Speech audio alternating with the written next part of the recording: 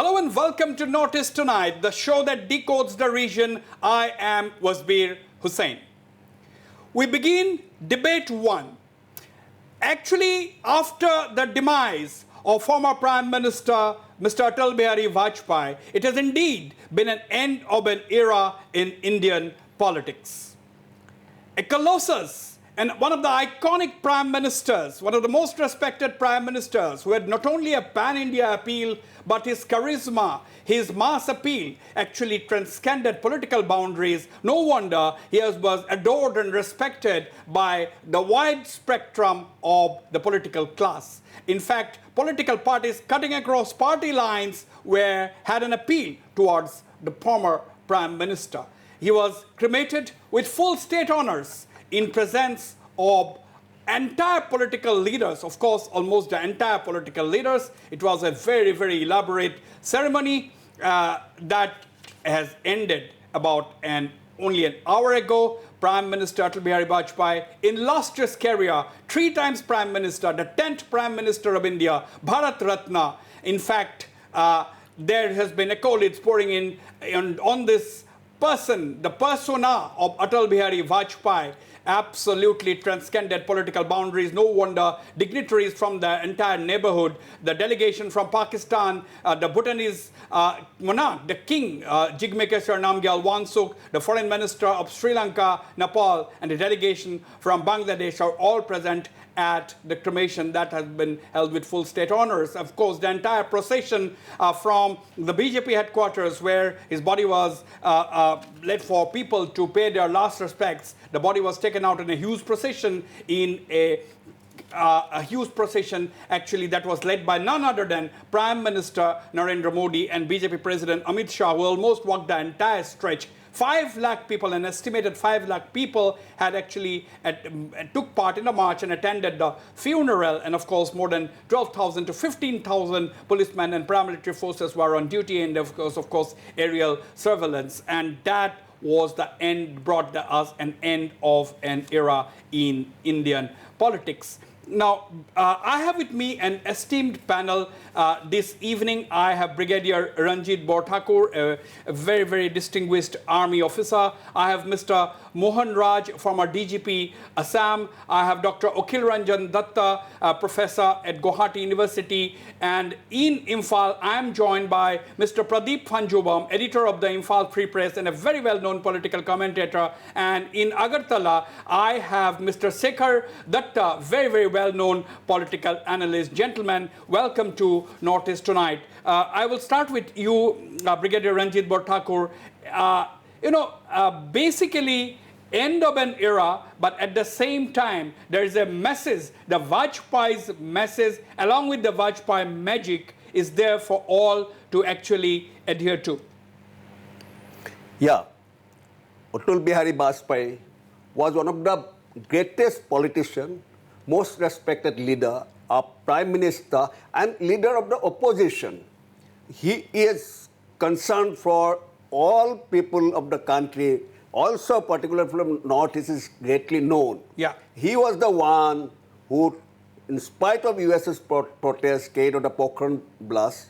In Kargil war, he took bold step and went out to war. At the same time, he was for peace. When he got a chance to go across, when army said we can go across, he said, no, I am not interested. I am interested in evicting Pakistan and good relation with Pakistan. He took a bold step of Lahore Bas Yatra, that Lahore declaration he did, but there was a back step by Pakistan, which we know how it happened. So I would rate him as one of the most respected Prime Minister. Absolutely. Prime Minister of the Absolutely. Mr. Mohan Raj, it requires guts. On one side, we have the very soft persona of Atal Bihari Vajpayee, poet, a man who had a lot of wit and humor in parliament, used to regale fellow parliamentarians with his poetry, even inside parliament. And whenever foreign dignitaries come, even then used to regale them with his poetry. But at the same time, as Brigadier Ranjit Borthakur had said, he was a very, very tough leader. He was under his tenure that India had one of this most remarkable nuclear explosion, and that has propelled India as a nuclear power. Mohan Raj. Yes, he was a really great leader, and he was very decisive also.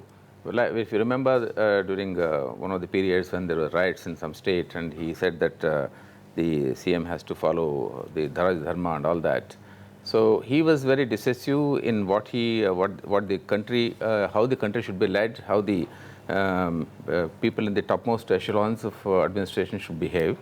And he was also very bold. Yes, as you said, rightly said, Pokhran was a big achievement. And in spite of a lot of opposition from the United States of America, we were able to explode the atom bomb and became a nuclear power. And Kargil was also a very big achievement of his. No, absolutely. I'll come back to that. That the two important points now made. He was a decisive leader. That's what Mr. Mohan Raj had said. Dr. Akhil Ranjan Datta, what is the message now that Mr. Vajpayee is no more? The Vajpayee is philosophy. What is his message? What is the message you think he has left behind for the political class across the spectrum in this country? His message was very clear that we live in a very diverse society, diverse country.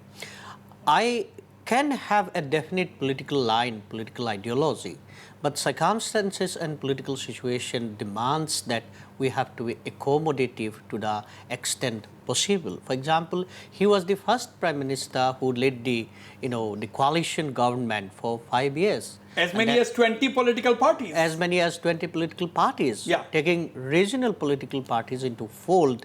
Also, he was affiliated to a kind of political ideology, but he was very sure that the country like India cannot be run by being very regimented towards the political ideology that one follows. I think this is one of the very important messages that has been left behind by Atal Bihari Vajpayee. Right. But the another point, that Parliament is Parliament. We have to understand that Indian Parliament has a very glorious tradition. Nobody can take the Parliament granted. I think that was another important messages that has been left behind by Atal Absolutely, Bihari Vajpayee. absolutely. Pradeep, what do you think has been the one major reason why Vajpayee had a pan-India appeal? Even in the northeastern region, he was credited with coming up with the first ministry for the northeast, the donor ministry. It was under Vajpayee's tenure that we had that big bridge over the Brahmaputra, the Bogeybill Bridge, and it was he who talked about the unique history of the Naga people. So, I mean, there was a connect that he had with the northeast as a whole.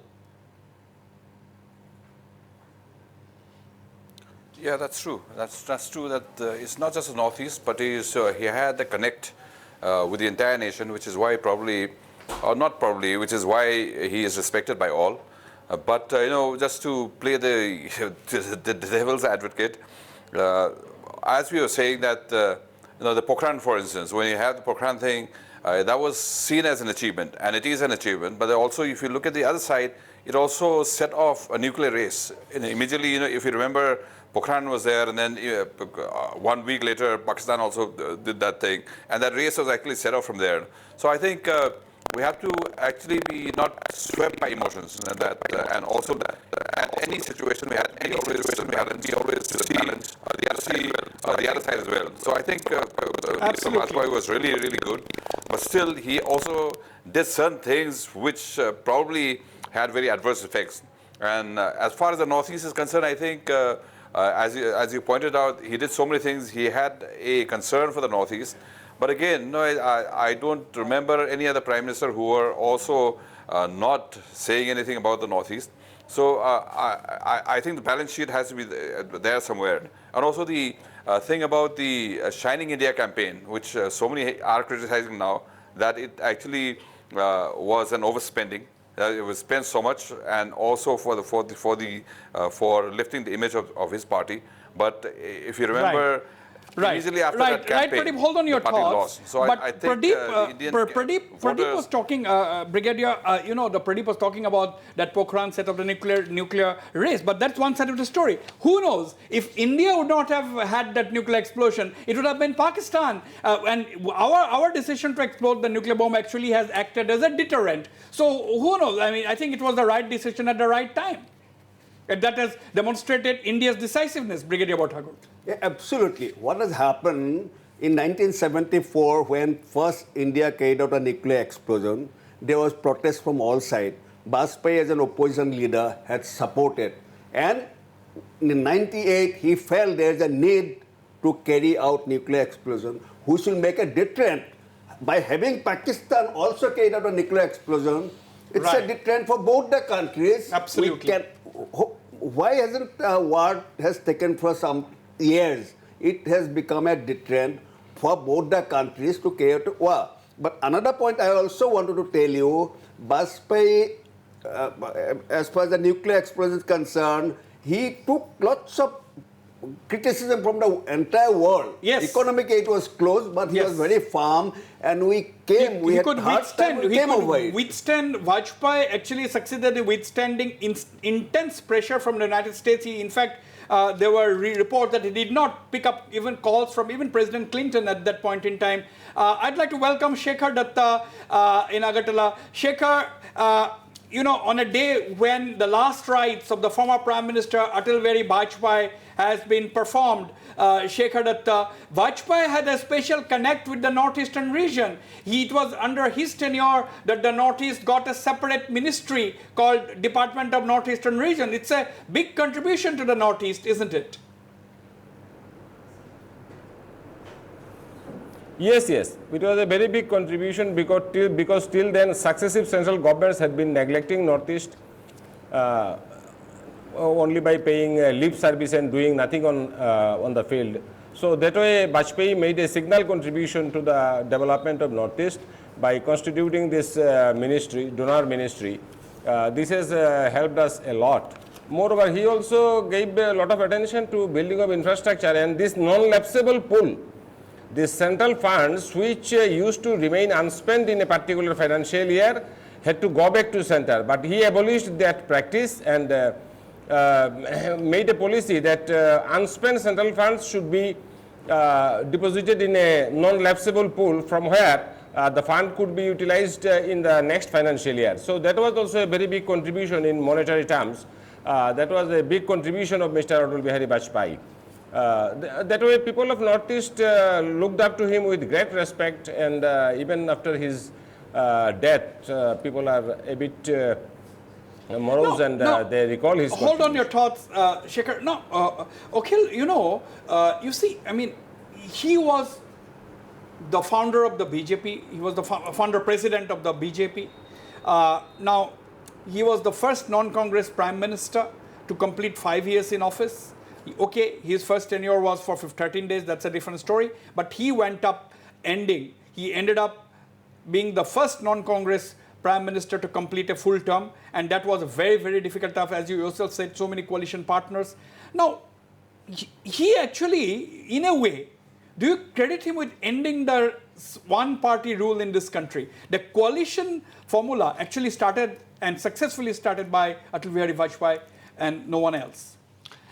No, you need to understand the political economy when we think the decline of Congress as a dominant force. I'll not go into the details of it. Yeah. Circumstances were like this, that after the economic reforms being introduced in 1991, the gross discontents around the country had emerged to the extent that it was not possible, we didn't have a bipolar political system, we had the one-party dominant system.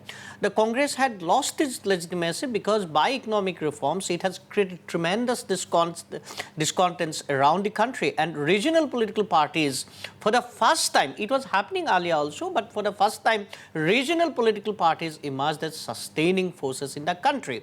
And it was an opportunity for Vajpayee, with all political maturity and political strategies, to prove that not having one party dominant system doesn't necessarily mean instability. Even not having a dominant political party system, we can have stability in the political structure by accommodating as many as competitive political forces into an alliance system. I think that is one of the most important contributions on the part of Atal Bihari Vajpayee. But Yeah, at the same time, he has also proved that soft power works, Mr. Mohan Raj. Soft power works. He used to recite poetry, a fantastic command over the Hindi language that he had. And, despite his political ideology, he was great friends with people like Congress's P.V. Narasimha Rao and others, even the left leaders. In fact, earlier in this discussion, one of the panelists was saying that, he was trying to offset American pressure by mobilizing left parties to actually take out street protests, and then taking that as an excuse, he wanted to offset the American pressure. So it was a tie-up with that he had to. He had to convince. He managed to convince even the left. So this is how he worked. He was an inclusive politics that worked actually, and there's a lot of a big lesson to be learned today. Yes, that I agree with you, because he had a very pleasant personality, and he was able to carry everybody with him, and that was a great thing about him. And by his sheer pressure of personality, he was able to sort of influence people. And then, of course, he understood the political, as Mr. Akhil Datta said, that he could understand the political dynamics of India. Yeah. In fact, the regional politics is not very new, because in South we always had, like, in Tamil Nadu and Andhra Pradesh, we have been having, and even Assam had regional parties for a long time. So he knew that if the regional parties do come up in a state, then the only way is that you have to carry them along with you. You cannot just be resisting and all the time fighting with them. So he was a great accommodator. I must say that. Great accommodator. Great accommodator. I'll just, if you allow me, I'll give you two instances. I.K. Gujral, who was also Prime Minister of the country before Atal Bihari Vajpayee, took up the second tenure.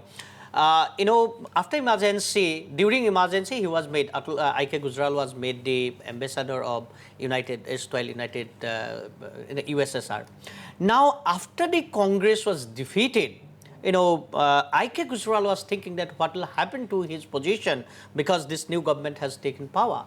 So that time, 1977, Atal Bihari Vajpayee became the Foreign Affairs Minister, and I.K. Gujral was describing his first meeting with Atal Bihari Vajpayee, and it was a very pleasant meeting, and he was telling that you continue, and this is a kind of accommodation that Atal Bihari Vajpayee provided. The second one, if you remember that Somnath Chatterjee had written his political autobiography, Keeping the Faith, and the way Somnath Chatterjee, a left political leader, described the kind of political personality of Atal Bihari Vajpayee reminds us that despite having political and ideological differences, there could be avenues of accommodation. Shekhar Datta, political ideology aside, Mr. Atal Bihari Vajpayee had a good working relation, rather good working relation even with the left leaders as well as the Congress. So what does it reflect? What does it mean in today's context? It means that his personality and his image transcended his party and its ideology. His acceptability was possibly the greatest among Indian politicians, and that is why he could successfully run a coalition with Naveen Patnaik, Nitish Kumar, and of course Mamata Banerjee as ministers under him.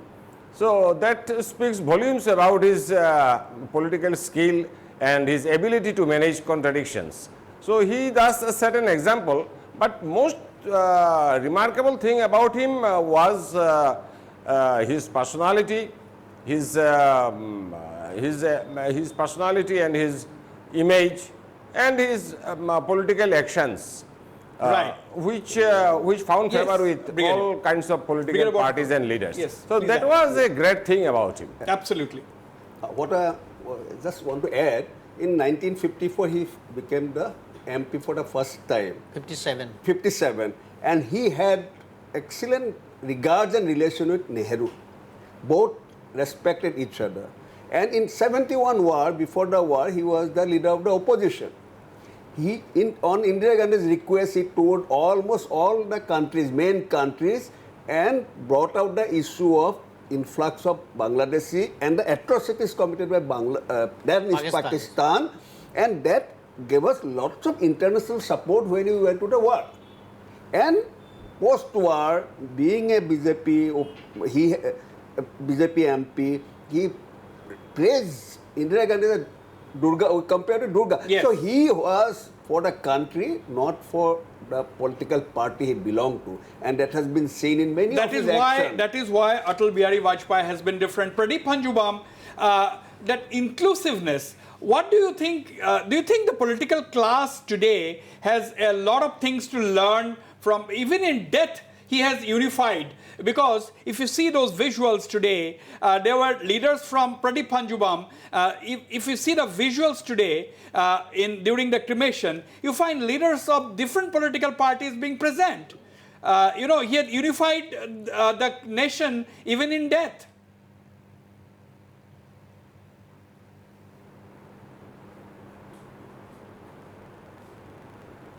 Pradeep. As everybody was saying, that what you said is quite true, that he was quite a unifier, and he's remaining that unifier. But I see when you talk about this coalition politics, I think the man who has actually said this is an inevitability is EMS Namboothirapan. That you had the independence movement, which actually united people. There was a big passion driving the entire country. So what happens after independence when that passion wears out? What is the shape of politics? So that's the kind of definition that we have to be giving now. And I think that this was also what Ramachandra Guha in his book India After Gandhi. India After Gandhi is actually India after independence. Up till the independence, you had a definite stream of that you can write history on. Beyond 1947, what you do? That's I think is the biggest challenge that India has been facing all the while. Is it okay for a while that passion, some of that hangover from that independence passion remained. That's why Congress was able to hold on. But after that passion wore off, what is the new passion that you have? What is the new passion that you have to find? I think it's the biggest challenge. And I think Vajpayee was also trying to grapple this, and he did it to a great measure of success. That he was able to actually see that there is no other hope, or no other way than this coalition politics. That initial passion which bound together everybody is going to have a different definition. And to give that definition a new meaning, you have to have coalition governments. That was what was said. And I think now what's happening is the political parties now are trying to find a new passion, and this passion is not a very healthy passion that, as we are witnessing, that you actually foster communism, communalism, and a divisive kind of politics to find another kind of passion. And I think it's a dangerous thing. I think the way forward is, as everybody was saying, that it has to be a coalition thing, that you have to realize, actually acknowledge the diversity of the nation, and also that federalism is inevitable. Yes. We'll wrap up debate number 1. But Akhil Ranjan Datta, at the end of the day, do you think that this tremendous impact for the Northeast? After that, we have seen after Vajpayee created that ministry for the Northeastern region, we could see a definite push. There was Deve Gowda who came up with that Northeast package, followed by I.K. Gujral enhancing that Northeast package. Then we have found, the total Act-East, Look-East policy being transformed and revamped and named as the Act-East policy. So at the end of the day, it was Atal Bihari Vajpayee who started the push for the Northeastern region by creating the separate ministry. No, that will be a mistake, because factually that is not correct, because for the first tenure, Atal Bihari Vajpayee was only for 13 days.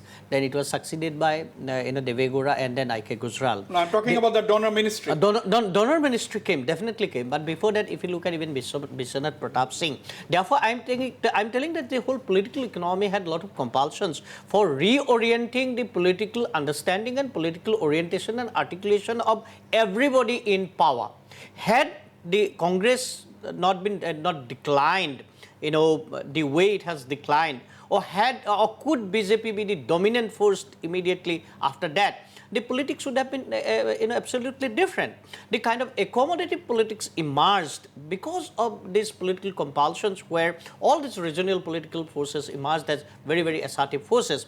But it needs vision. I'll definitely say that Atal Bihari Vajpayee had that vision that within the given structure, the kind of region that we had, kind of Northeast, Northeast needs to be given more and more attention. But we need to remember, and we have to examine it properly, whether donor has contributed towards centralization of federal polity or decentralization of federal that's polity? a different debate, but at the end of the day, today, it has been an end of an era in Indian politics. Atal Bihari Vajpayee has been an iconic prime minister, one of the most respected prime ministers, and as we have been saying, he had a dominant contribution towards the Northeast in the sense that he created the first ministry, giving recognition to the region that deserving a separate union ministry for all times to come. I think this is something that cannot be reduced to as something which is simple or ordinary. In fact, we have seen many push coming after that, but that was, a beginning had to be made somewhere. It was Atal Bihari Vajpayee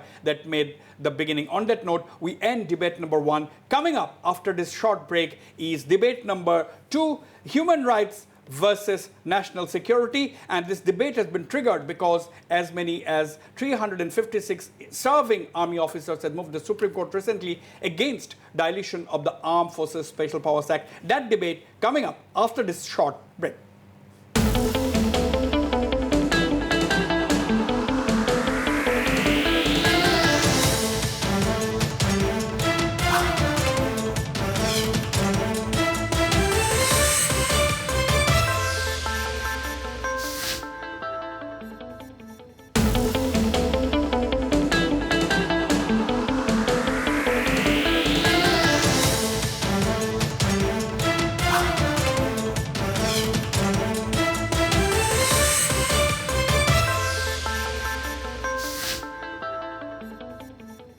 Okay, in an unprecedented move, as many as 356 serving army officers, including a brigadier and more than 40 colonels and lieutenant colonels, have moved a petition in the Supreme Court this week against the dilution of the Armed Forces Special Powers Act. Basically, what the army officers are pleading for is the continuation of the shield or protection provided by the stringent Armed Forces Special Powers Act against prosecution for actions while combating insurgency or militancy in disturbed areas. The army move, seeking a clear direction from the apex court, comes in the wake of a 2016 ruling by the Supreme Court itself that use of excessive or retaliatory force by the armed forces or police was not permissible in disturbed areas under the Armed Forces Special Powers Act. The court had observed that democracy would be in grave danger if citizens were killed merely on suspicion that they were enemies of the state.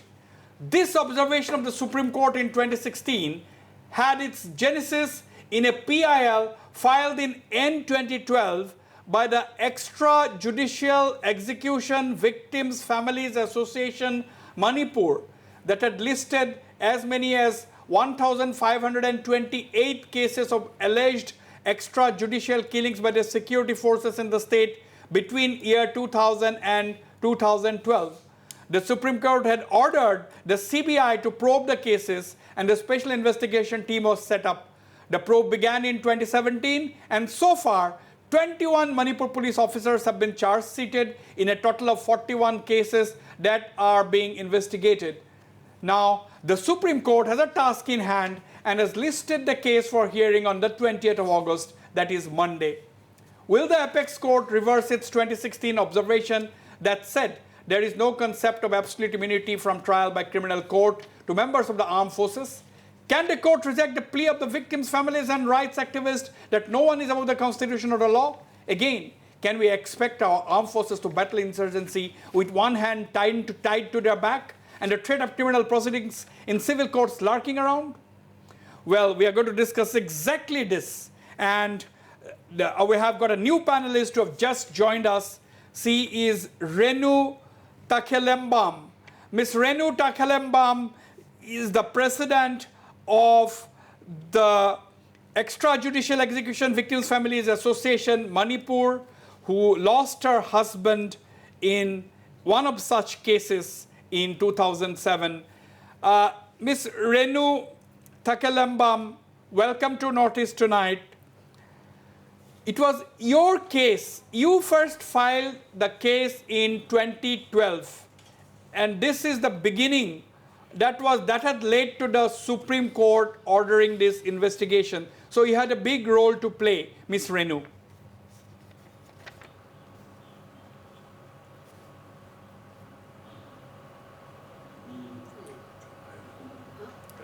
Miss Renu, आपने जो case file किया था 2012 में, तो उसी के वजह से आज स्पेशल इन्वेस्टिगेशन टीम फॉर्म किया गया है, उसी के वजह से आज जो है सीबीआई ने इन्वेस्टिगेशन शुरू कर दी है।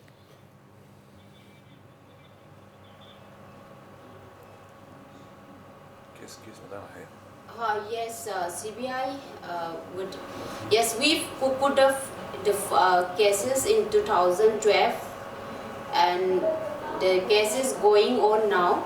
Yes. And now we are also file the cases and book one of the Indian Army who was involved in the killing of 12 years boy. His name is Azad Khan in the years of 2009. Okay. Now, Sir, I want to know what is the exact question. no, exact question is simple. Your petition in 2012 was very significant because that was the beginning. Yeah. That was the beginning, isn't it? आज जो case हो रहा है, that was the beginning. Your PI. Yeah, that's the beginning. Yes. So, Pradeep, you know.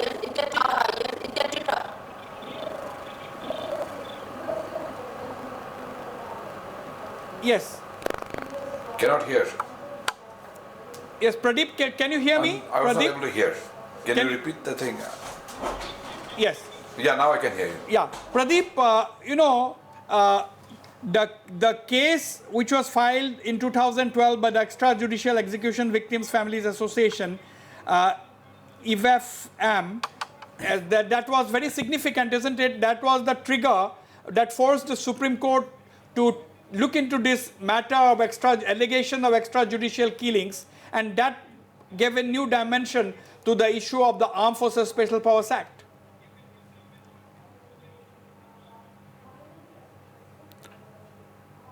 Yeah, indeed. I think it should have come on its own without waiting for this PIL. We know some of the features that are very draconian in this Armed Forces Special Powers Act, especially this clause about impunity from law, that you commit something wrong and then you are not supposed to be prosecuted. And I think this is what should have been removed without anybody saying it, without anybody filing a case. And indeed, there was a move to actually have this done. There was a judicial commission looking into it, and the recommendation of that commission, headed by Jivan Reddy, was that it should be the Armed Forces Special Powers Act should be scrapped without actually removing all the powers that is given to the army. That it should become a civil law. In other words, that you are still able to do what you're doing, except that if you do something wrong, you will be punished. Right. That's the only thing. And I think that is a very civilized kind of an outlook to any kind of response of the state to any kind of challenge. And if somebody is saying that this kind of thing, this kind of control, this kind of accountability, this kind of transparency is bad, that person has to have something wrong with him. Right. I will ask the Brigadier Borthakur to respond a little later.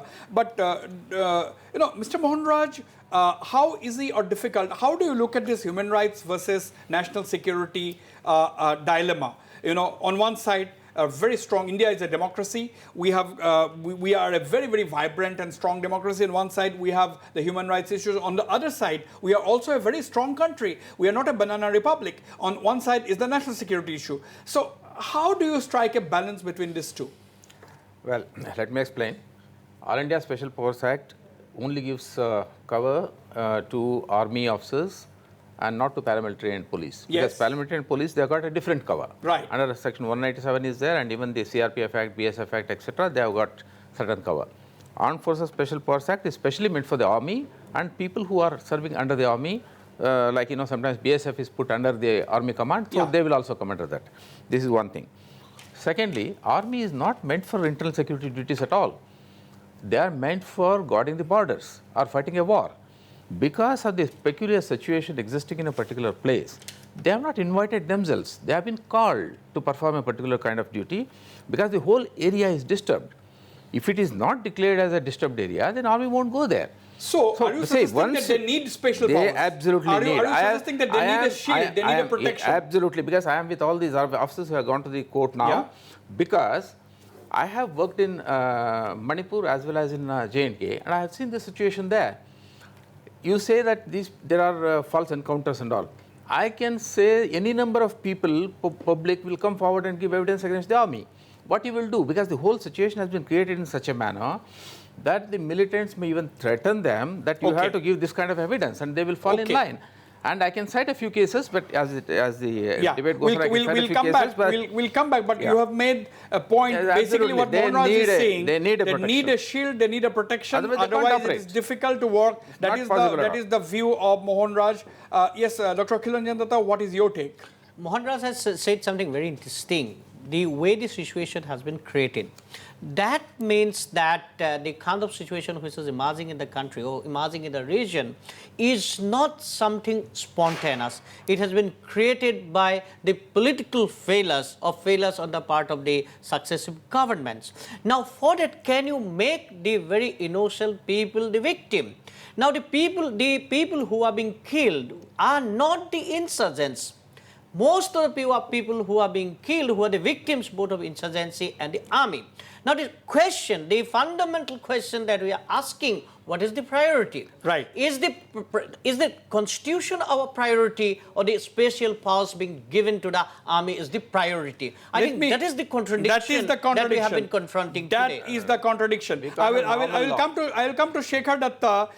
Shekhar Datta, and I will come to Ms. Renu also. But Shekhar Datta, 2015 itself, Tripura was a militancy-infested state, but Tripura had completely withdrawn the Armed Forces Special Powers Act. That means a state, if it wants to, it can also withdraw the Armed Forces Special Powers Act, and Tripura has proved it.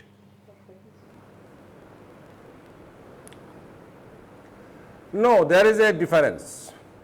In Tripura, it was easy to withdraw the Armed Forces Special Power Act in 2015 because the state had been quiet for about 12 years. Insurgency for all practical purposes had ended with the assembly elections of 2003, and thereafter only one incident took place in 2006 where 6-7 territorial army jawans were killed, and then it was all quiet on Tripura insurgency front. So the Left-Front government found it very easy to withdraw the Armed Forces Special Power Act. Right. It was not an achievement or a 12 years there was no insurgency. Nor can it be described as a very voluntarily good situation gesture. is different. That's what he's saying. Acha, I will take a broad response from Brigadier Borthakur, but before that, Ms. Renu, you lost your husband to one of these during a shootout in 2007.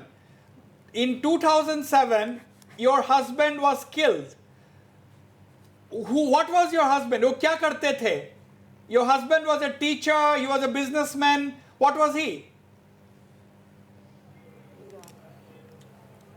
Yeah, actually, my husband was a businessman, and we have running a grocery shop in the front of our rented shop. So the day was Good Friday. So my husband went to buy a film rolls, and Imphal West Police Commando were frisking there, and they trying to stop them. But my husband and two of his friends were not stopped, and the police team were chasing. And after that, one of the pillion raider was hit by bullets, and my husband and one of his friend was shot in the front of the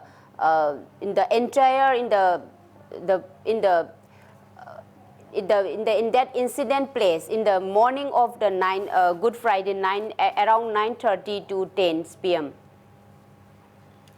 Okay, so Renu is saying that her husband was going to buy something, then the police team chased, the pillion rider shot at him, and he died at the site of where the incident took place. Now, it's a very difficult situation, Brigadier Ranjit Borthakur.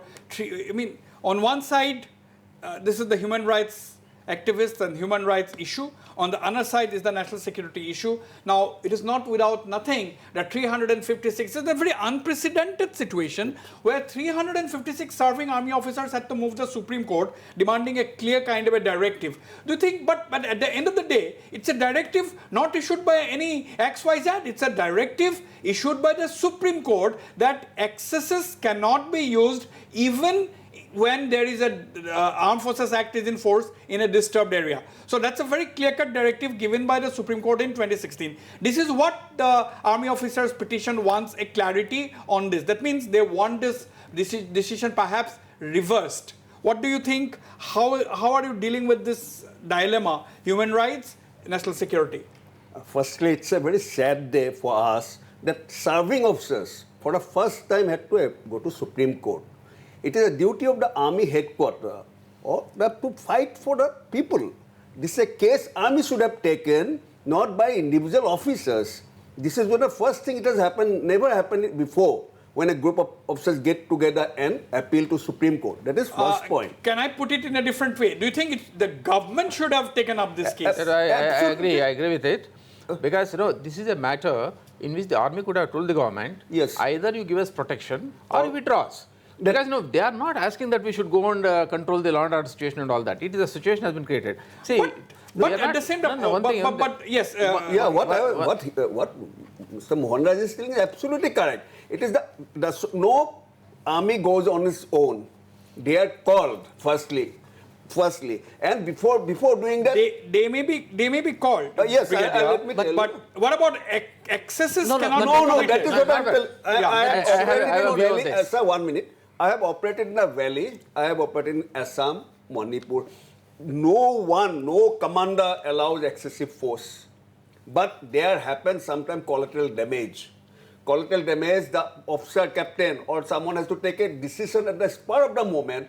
In the battle, it's a very fluid situation, not battle in this type of operation. So there are cases when maybe have been used, but exemplary punishments are given within Army Act. There are so many officers. If you go back to the court martial, so many officers have been court martial because of using excessive act or behaving in a manner behaving in a manner which is not to the correct to the government. But they are issued. These are do's and don'ts. Commandants are issued. Yeah, every man is briefed. That is true. But what is wrong in having the investigation? What is wrong Yeah, in what that? is wrong? That The is the fundamental point. question. The fundamental question: if the political class, for committing any mistake, can undergo lot of scrutiny and lot of investigation. For that matter, if army is supposed to have committed some mistakes, why shouldn't it come under the scrutiny of That's a very fundamental question. For example, now 350 high-ranking army officers approaching the court and a victim like Renu approaching the court. There's a fundamental difference between two.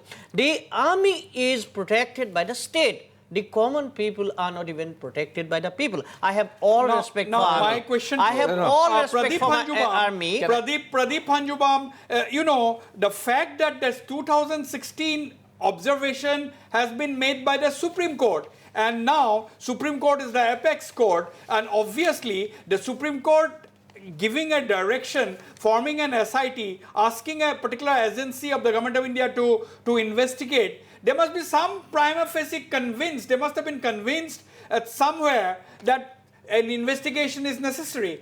21 people, 21 Manipur policemen have been charge-sheeted as of now. Pradeep. Actually, if you look at the history of this case itself, that what you're saying is quite evident in a sense that when this case was put before the Supreme Court appointed a commission to actually inquire, to take some random. Are you able to hear? I think it's been cut. Yes, it's not cut. We can hear you. Go on. Can you hear me? Yes, go on. Hello. Go on. Hello. We can hear you. Can you hear me? Yes. Can you hear me? Yes. No, he's not hearing. We can hear you, Pradeep, but Miss Renu, आपने ये 1528 cases, 1528 cases. Miss Renu, can you hear me? Yeah, I can hear you, sir. Yeah. Now, Yeah, can Abhi, hear you. Supreme Court monitored investigation is going on. What are you expecting? 21 police officers have been charge-sheeted. Sir, we are... 'Cause Yeah, we are expecting and we are putting in the Supreme Court to get justice and we get delivered to justice to the victim family. And we are also feel shocked that 350 that's army were coming up to file the petition to stop the prosecution. And just I asking that's why we are also in putting the case in the democratic way. We want justice and we want deliver justice to the victim family. I have something to say. Yes, Mohan Raj. Say, the Armed Forces Special Powers Act is enforced in places which are having unusual situation. You cannot have a normal law in that place. It's an absolutely unusual situation. And who is responsible for that? If there is a large amount of insurgency in a particular place, even the common people are to a certain extent responsible for it. Why have they not informed the police? Why have they not taken steps? Why have they not advised these people to give up arms? So in such a can I read out what the Supreme Court had said in 2016? It said, democracy would be in grave danger if citizens were killed merely on suspicion that they were enemies of the state. So these are very strong words made by the Supreme Court. How do you say that they were killed on suspicion? That's the point. I don't know how you're saying. It is the Supreme Court I think that's the point. Now the army officials have to prove that they have not been killed under suspicion. There is a way out for them. But that doesn't necessarily mean that they will demand that excessive use of force has to be retained.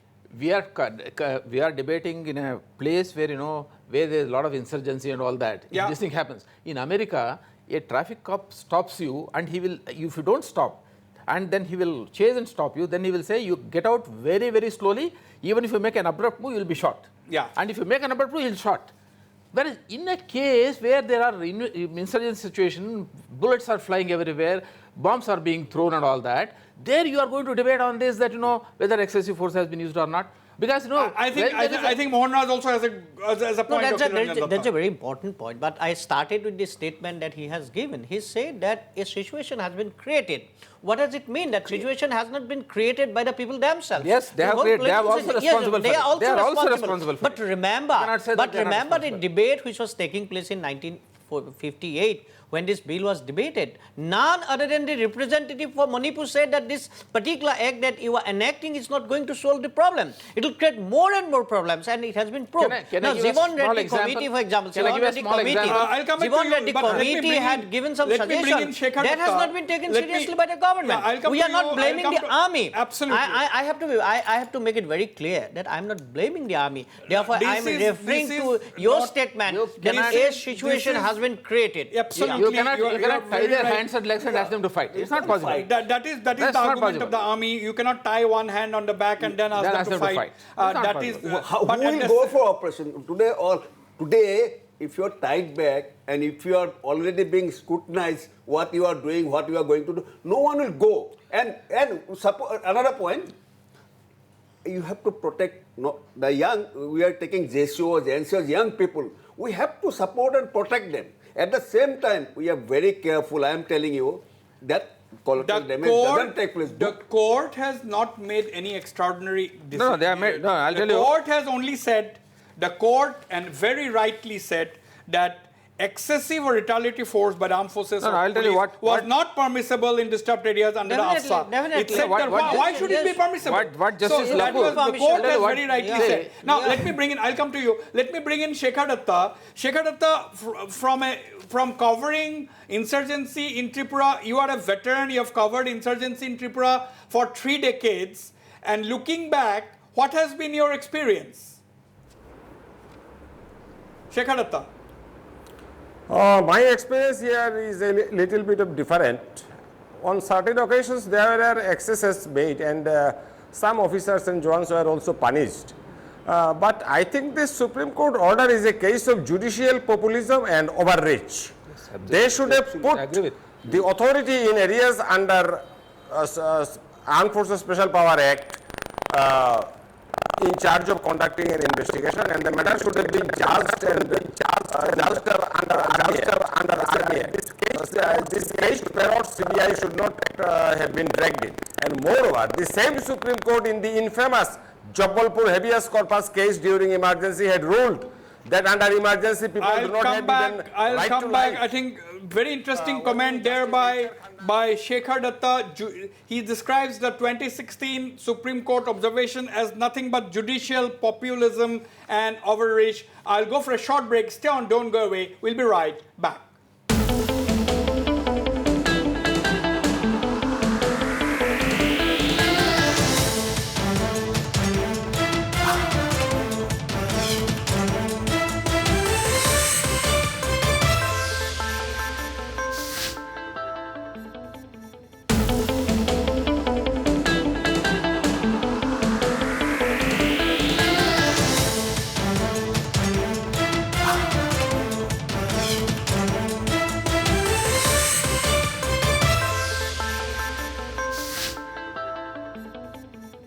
Welcome back. I'd go to Pradeep Panjubam. Pradeep, people on the ground, basically this is the constant allegations and counter allegations. There is this common people who are saying that there has been excesses by the police and the other security forces. On the other side, the security forces saying that we need protection, we need the shield to carry on and fight insurgency. Where does the common people stand in this crossfire? Let me just summarize it again. My line was snapped the last time, so let me just summarize the history of this case, this present case. This case was filed, and the Supreme Court actually appointed a committee to look into this, to go to Manipur and find out if there is any veracity in this claim. So just Santosh Hegde came here, and then he sat here for 2 months and picked up 6 victims at random, and then made inquiries, and he found out all 6 were killed in custody. And this is the history of the case. So there's nothing lying about this case. Nobody is trying to be popular. As I would disagree totally with Shekhar that the Supreme Court is trying to be popular and all that. It's not that. No, it was there in front that many of these people were killed in custody. In fact, all the people, those samples, those random victims were all killed in custody. So that is the background of this thing. And I would totally disagree again when people are saying that there is a contradiction between human rights and national security. There's no contradiction at all. All that the Supreme Court is saying is that don't kill people in custody, don't do any atrocity. You can do your duty. And somebody, I think the Brigadier Borthakar was saying that it's only the civil population, which is civil government, which is calling the army to actually function, that you declare disturb area. Well, the army has to be called in. Army can't act on its own. Even if it's a war, it's a civil government which has to declare war, and then the army will do it. So if the civil government is wanting the army to do some particular duty, it better do it, because it's a civil servant as well. And it has to do it as per the rule, as per the international human rights standards. And as I was saying, to reiterate the point, the case is not army, it's the Armed Forces Special Powers Act, which is creating all this. And the army officers actually protesting against this is quite ridiculous, in a sense that you're saying that we want to kill in custody. What is asked for is not for them to stop their duty. And also, let me add one more point. The duty, I think on a global scale as it is, or on even India's situation, I think wars have become redundant. So the army has to be put into use in these things. Absolutely, Pradeep. Hold on to your thoughts. All kinds of things. Mohan Raj, you seem to be opposing this. Is it a case of opposing it for the sake of opposing? Are you questioning the Supreme Court? I'll tell you. Are you questioning the wisdom of the judges? Are you challenging the Supreme Court? What is it? No judgment. I just want to understand. No judgment is sacrosanct, because judgment of a single bench is overturned by another bench. So it doesn't say that in the first place, it's not a judgment. It was just an observation in 2016. No, it was a judgment. Ruling. It was a ruling. It was a ruling. In fact, the Government of India opposed it thoroughly. This one, it said, if the position maintained by the impugned order continues, it may one day be well nigh impossible to maintain peace and security. This is what the central government has said. So if the central government said, Brigadier Borthakar, if the central government has said that, so instead of exposing the 356 army officers, the government should on its own should have filed this, moved the Supreme Court for a They would have revision? pursued it. Why did the army officers have no option other than moving the Supreme Court on their own in their individual capacities? So this is something unprecedented, Yes, that is what I as you said. yourself said. That's brought that's in the also beginning. correct. But one thing I would like to counter what this gentleman was saying there, that That's Mr. Pradeep Panjubam is the editor of the Imphal Free Press. Between 90 and 93. Yeah. I was No, DAG actually, Baramulla. what you were And there saying was about this the army government operation by acting the without one brigade of the Rajputs. Rajputs. And No, we have a this whole situation village where the was army searched. officers were And soon protesting, after the search but the was government was over, also doing it on its there own. was an The allegation Civil Brady that the Committee 80 was women about were that. raped That in it the was village. looking into the Armed 80 Forces women. It Special was Powers became a very Act, sensational whether case. it is It still appeared relevant on all and the how it can be newspapers and all improved. that. How can, Then in the later words on, of those the people, government the said committee that itself, let to the humanize SP, the act. an IPS And I officer think that should is what was investigate it. necessary. And, And this was rejected. And I'm told it's also rejected by the army brass, that the army cannot function without the Armed Forces Special Powers Act. But if the civil government wants it, Mine is not so I good, think no? the army should do it. No, army is not, which is why the Indian army structure is such that the commander-in-chief is a civil politician, civil man. The president of India is a commander-in-chief of the army. The army is controlled by the civil government. If the army cannot control the society, so Yes. the army, Yes. the contention that the army Hold is your being called in, thoughts, that's why they Pradeep. act. It's been Just- called in, it has to be called in. Yeah. If it has to fight a war, it has to be asked to fight a war. It True, can't fight a war on its true. own. Hold your thoughts, Pradeep. Hold your thoughts. Yes, Mohan Raj was saying something. Let me tell very quickly. my own experience. Very quickly. In between 90 to 93, I was DAG Baramulla in J&K, and one incident happened. There was an army operation in a particular village, and there was an allegation that 80 women were raped. So the government said that one IPS officer, that is the SP of the district, should investigate, and another IPS officer, I was a DIG, should supervise. So I was supervising this case. It so transpired that when we started investigating, we found that the number 80 became 50, then became 30.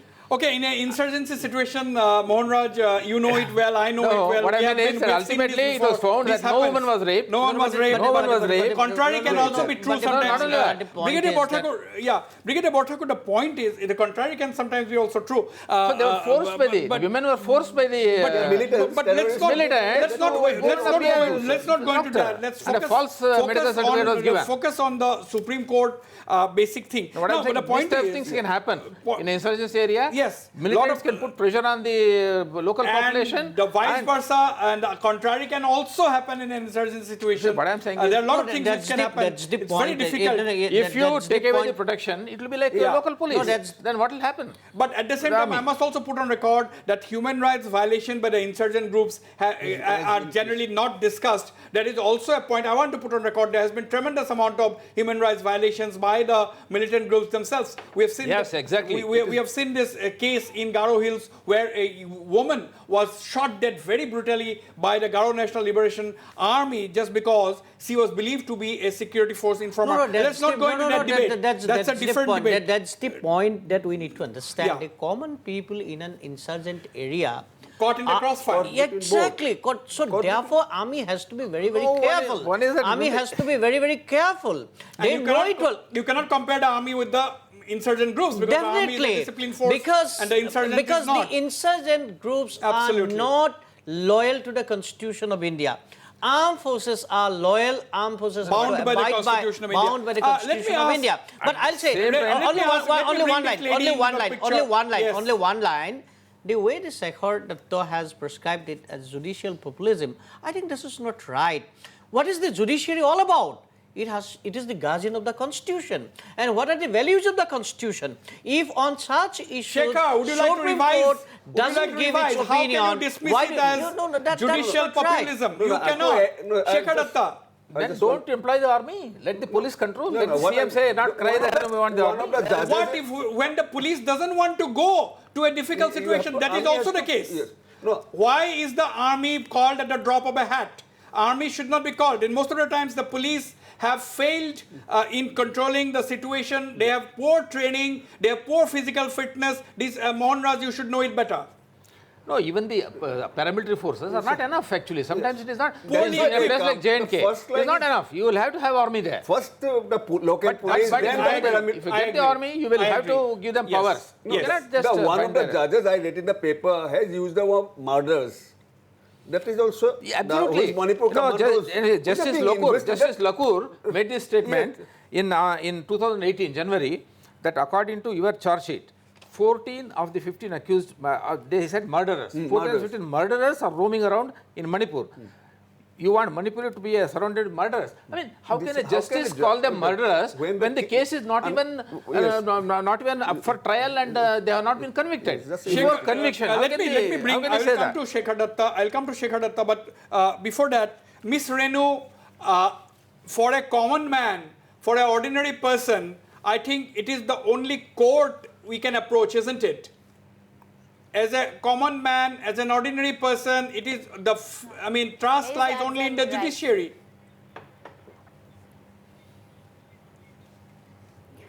Yes, sir. Yeah, I would like to mention that in the name of ASFA, you are killing lots of people in the counter in the name of counter-insurgency. So even his family, we heard the story how their husband and how their son was killed in the cold-blooded murder. And they're using the excessive force also, always this Indian army and even the state force also using the excessive force. So these are allegations that will have to be probed, and the probe is going on. So we don't know, as far as now it is just an allegation. The probe, there's an SIT, there's a CBI, the Supreme Court itself is monitoring this investigation. So we'll be able to say anything, talk on it in a concrete manner. Definitely punishable by due process of law, but that should be done, I think, under the provisions of Army Act, not by these CBI people, these caged parrots. That's all right. That's all right. You can. And the moral of our army will be destroyed. It's right. If you think the moral of our army CBI or SIT is not the proper agency to prove it, you can go in appellate court. But you cannot say that the special provisions being kept under Armed Forces Special Powers Act for excessive use of force should be maintained. That's the question that we are raising. It doesn't say excessive use. You see, no, the kind of immunity is being given. What kind of immunity is being given? No. Police already has immunity in operating. The paramilitary forces has got brought out. See, but armed forces, when they come, there are three ways. One, armed forces fight the borders. But all immunity has been taken away by the courts. Now I'll tell you. What is use? This thing. Firstly is the war. Let's say armed forces are main primary duty. Secondly is aid to civil authority. That is flood, earthquake and all. Third is the one when the army is to call to fight the own people or insurgents. They need some protection. That is the simple thing, and the protection has been given. But if overuse is there, we have audit. See, protection is given by the legislature. How the courts are taking it away? That is the problem actually. So then they can undo everything. No.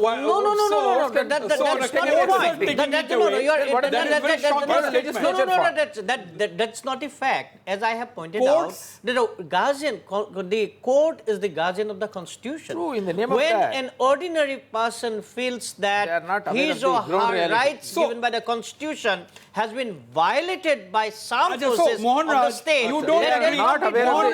You don't agree that courts are the guardian of the Constitution. You don't agree on that? No, I'm not saying that. Cannot be. That cannot be. This law is also passed according to the Constitution only. How do you say it is unconstitutional? But law has been passed by the legislature. There is one. It is passed by the legislature. Every provision of the Constitution. There are lots of laws in this country. Every provision of the Constitution can be challenged in the court. Yes, that is the point. Challenge it. But it doesn't mean that it has to be accepted. Every challenge has to be accepted. It doesn't mean that. No. Court has to accept it. In my view, court has merit. But court at the outset. Let me tell you. Court has merit in this matter. What it matter? Let me tell you. In this particular case, let's simplify this. In this particular case, which was filed in 2012, there was a list of 1,528 cases of alleged extrajudicial killings were listed out by this organization, and the PIL was moved in the Supreme Court. Supreme Court thought that this is a case worth probing further. They entrusted the CBI. CBI formed a SIT. Let us committee. Now, whatever.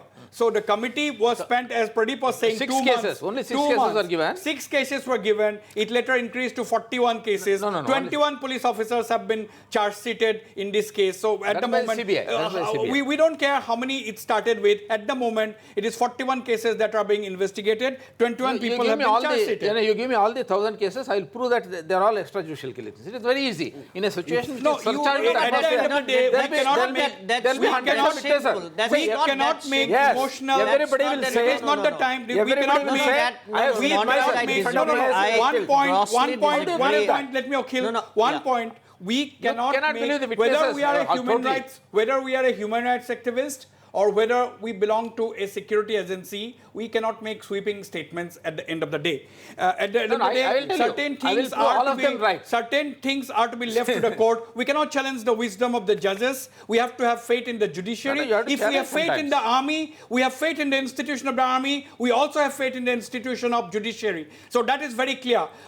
I don't know whether we have faith so much in the institution of the police, but we have faith in the institution of the army. We also have faith in the institution that is called the Supreme Court and the judiciary. So this partial. is very clear. Otherwise, Why don't you this have faith in the country, police? this country will. Oh, we know how the police functions. I am not generalizing. There are top police officers who are very, very neutral, who are very much law-abiding, who are transparent. Lot of police constables who are transparent, but there may be some who are tarnishing the Same thing image everywhere, in of all the force. organizations. So You cannot- all organizations, you cannot- black you sheep. cannot say only this police. But we have faith in certain big institutions in this country. I think the have institution been- of the there have been army judges who are and the corrupt Supreme also. Court who are there. But there may be judges who may be corrupt. That's We have exactly what I'm saying. arrested. We have You cannot arrested say one only- judge. No, one you cannot judge target under the under police. suspicion. The only But that is not the institution- point. No, the target. only institution that has maintained its credibility is the court, particularly the Supreme Court. We have to acknowledge it. People have faith in that True, but Supreme they Court. can err there also. may be They can exceptions. err. There may be But exceptions. let's go They to are not gods. let's go to but if they are, we know that they are not gods. But who do you turn to? Do you turn to? Do you turn It doesn't to mean the? that you accept do everything. you turn to a top cop in the state for not justice? That, No, not no. that. No, no. But See, once this kind of a judgment are Do you turn to a You army challenge colonel? it. You challenge the judgment. Do There you are turn different to a cop? procedures. Do you turn to a challenge colonel? it You to turn the to whom? court. That's But what you they're cannot doing. say. You No, cannot Mohan say- Raj. That's what the army officers are doing. No, They're no. challenging Let's it. talk about the Aam Aadmi. The Aam Aadmi is the India is dominated by the Aam Aadmi. The Aam Aadmi is the sufferers at the end of the day. They are poor. They are illiterate. They don't have the means. They don't roam around in the corridors of power.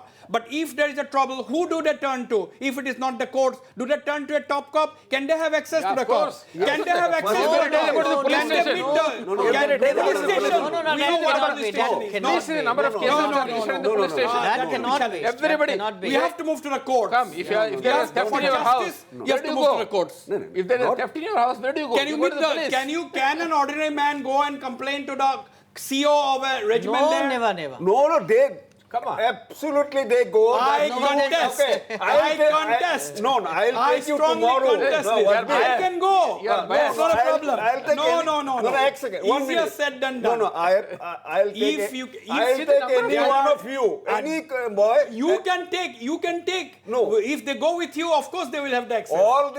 All these villagers are being held If they aided go by the with army you, in the nearest army if- company. No, not that. If they go with you, remember, No, but then, Brigadier I am only Borthaku. telling a generalized thing. Brigadier I am only telling a Borthaku. generalized Brigadier thing. Borthaku, what has been discussed is not the army. We have all respect for army. What we are Yes, you blaming, made it very clear. what we are We have made it contesting very clear. is the Armed Forces Special Pass Act. It's the not protection to the- We generalization are not of discussing army. the troops. Yeah. We are not discussing the army. We are not discussing the police. No. We are only discussing the piece of legislation and the provisions And it contained is in it. absolutely essential. In my opinion, it's absolutely No, necessary. without that they cannot work. Armed forces. They can't without work. that, how? Not that. What Acha, will Pradeep- be army? Then let's go to Pradeep Panjuma and get a picture from one of the hottest insurgency theaters, not just in India but in South Asia as a whole, Manipur. Pradeep, 40 insurgent groups are active in Manipur.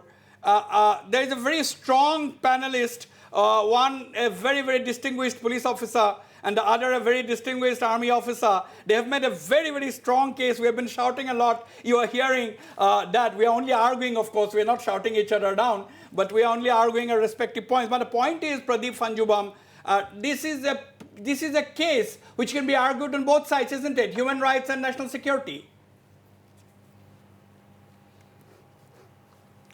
I would differ in that, in a sense that I think we are confusing the meaning of human rights. Human rights, actually, if you look at the history of human rights, is about controlling the state. When the insurgents, supposing I get killed by the insurgent, that's not human rights violation. That's a law and not a problem for the law to take care of. But if the law is hitting me, then I have to appeal to something else, and that's human rights. And this problem of insurgents becoming very strong was actually acknowledged in the case of the LTTE.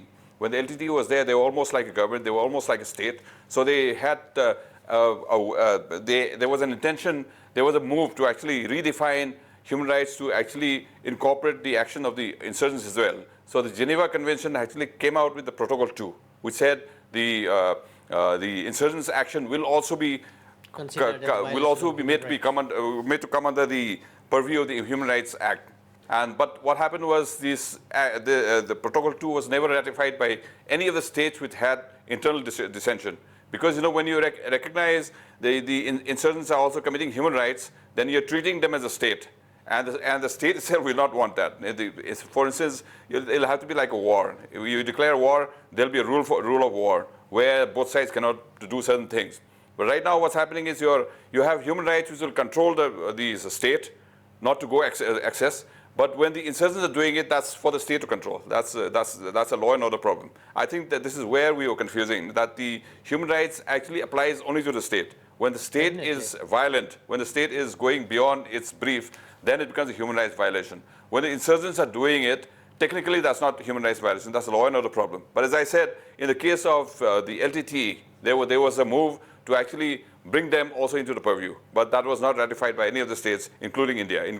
We started moving it, and I think there were 40 or 50 countries only which ratified this the Geneva Convention Protocol 2. And I think that's where the answer is, that we don't ratify it because we think we will be acknowledging the insurgents as states, putative states.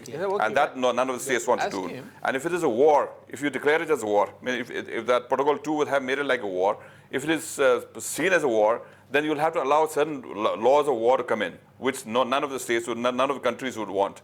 India or Pakistan or USA, for instance, they also didn't ratify. They won't like internal dissension to be seen as a war. So if it is an internal dissension, it has to be treated as a law and order problem, which the state and the law is supposed to take care of. And in taking care of that, we're just asking for a very legal kind of system, but something which does not jump away from established international norms of law. And judicial, extrajudicial killing or custodial killing is beyond this law by any means, by any definition. It's a very simplistic view, because how many times has this newspaper condemned the atrocities committed by the militants? They never speak about it. Only when something happens in which a policeman is involved or a army man is involved, it is written about.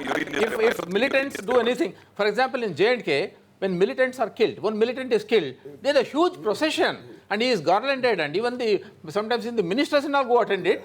So there is that's not the case always. That's not the case always. Let me tell you. What I'm saying is, let me tell you, in 1990, when Alpha was at its peak, none other than distinguished citizens of the state assembled and condemned Alpha. They condemned what was happening maybe happening in Assam, but not everywhere. Lot of people came out. No, that doesn't. No, not everywhere. The law-abiding people, they want peace. And remember that, and Pradeep is very right. Pradeep is very right. Insurgent organizations are not, bound by the constitutional values. Now you cannot. How many people condemn it? That is the thing, actually. How many people are condemned? You let him. He's a newspaper editor, probably. Let him say how many times they have condemned the newspaper. It's coming up. If his paper hasn't done it, lot of organizations are doing it. Lot of organizations. No, I'm not talking about Assam. Maybe in other states. In J&K, for example. J&K, they are heroes. You know the vulnerability of the people. You need to understand the vulnerability of the people. I'm running out of time. I'm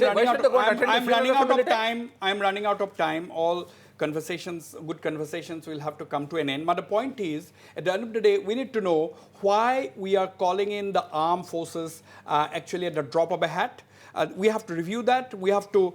There has been times immense amount of at the money drop of hat. has been spent for modernization of the police force. Nothing much has taken place.